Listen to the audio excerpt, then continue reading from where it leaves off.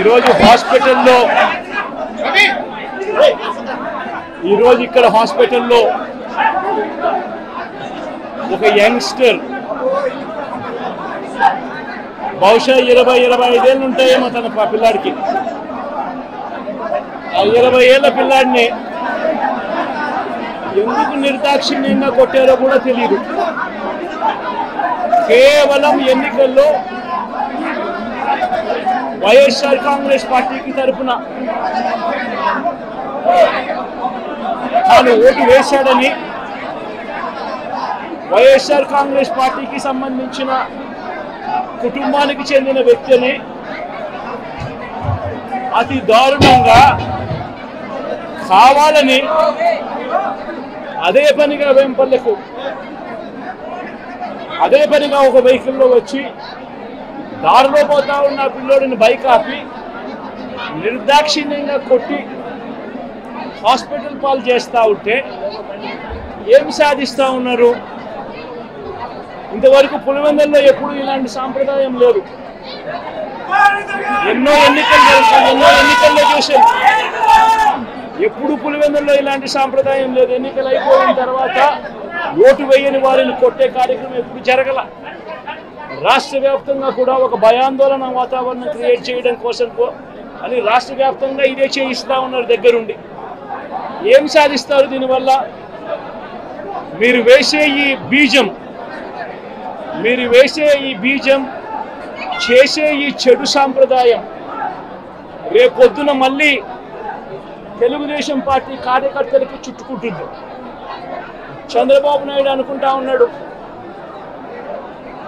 తానేదో ఈ మాదిరిగా చేసి భయాందోళన క్రియేట్ చేసి వైఎస్ఆర్ కాంగ్రెస్ పార్టీకి ఓటు వేసిన వాళ్ళని కొట్టడం వల్ల ఒక తెలియని ఆనందం తనలో ఏదో పొందాలని చెప్పి అనుకుంటా ఉన్నాడు.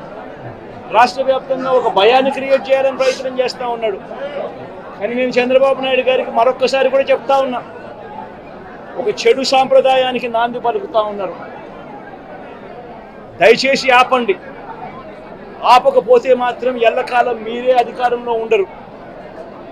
అధికారం మారిన రోజున ప్రజలు చంద్రబాబు నాయుడు గారు చేస్తూ ఉన్న ఈ అన్యాయాలను చూసి శిశుపాలని పాపాలు పండినట్టుగా ఆ పాపాలు చాలా వేగంగా పండుతూ ఉన్నాయి.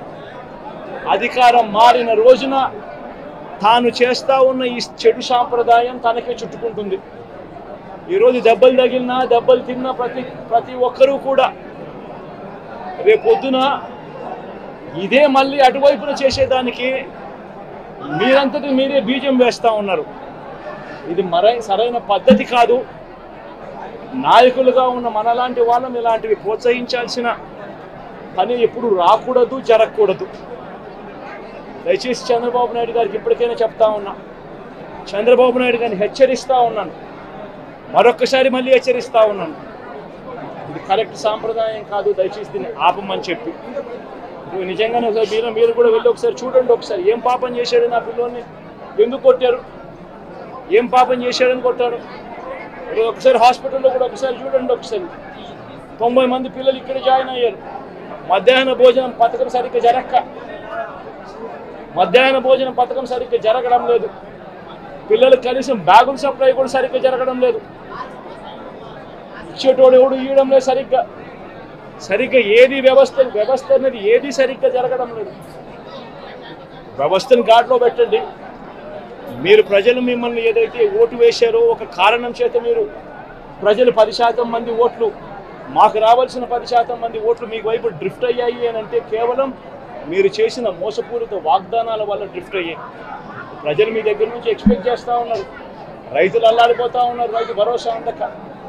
పిల్లలు అల్లాడిపోతూ ఉన్నారు, పిల్లలు బడులు స్టార్ట్ అయ్యాయి కానీ తల్లులకు అమ్మఒడి కార్యక్రమం ద్వారా వస్తూ ఉన్నది రావడం లేదు. తల్లులు ఎదురుగా ఆశగా ఎదురు చూస్తూ ఉన్నారు. వాళ్ళని చూసుకోండి. అక్క చెల్లెమ్మలకి ఇస్తామన్నారు నెల 1500 రూపాయలు, అది ఇచ్చే కార్యక్రమం చూసుకోండి. ఇంటింటికి ఉద్యోగం అన్నారు, ఉద్యోగం ఇవ్వకపోతే 3000 రూపాయలు ప్రతి ఇంటికి నిరుద్యోగ వృత్తి అన్నారు. ఆ పిల్లలందరూ ఎదురు చూస్తూ ఉన్నారు, మీరు ఎప్పుడెప్పుడు ఇస్తారు 3000 రూపాయలు నిరుద్యోగ వృత్తి అని. అది చూసుకోండి. ఇటువంటి ఏవి కూడా మంచి కార్యక్రమాలు ఏవి కూడా చేయకుండా రాష్ట్ర వ్యాప్తంగా భయాందోళన మాత్రమే క్రియేట్ చేసే దుర్బుద్ధిని చేసే దుశ్చర్యను ఆపండి అని మరొకసారి హెచ్చరిస్తూ చెప్తా ఉన్నాం. శిశుపాలను పాపాలు పండినట్టుగా వేగంగా జరుగుతూ ఉన్నాయి. తన పాపాలు పండడం అన్నది కూడా తను మర్చిపోదని సందర్భంగా మరొకసారి చెప్తా ఉన్నాం.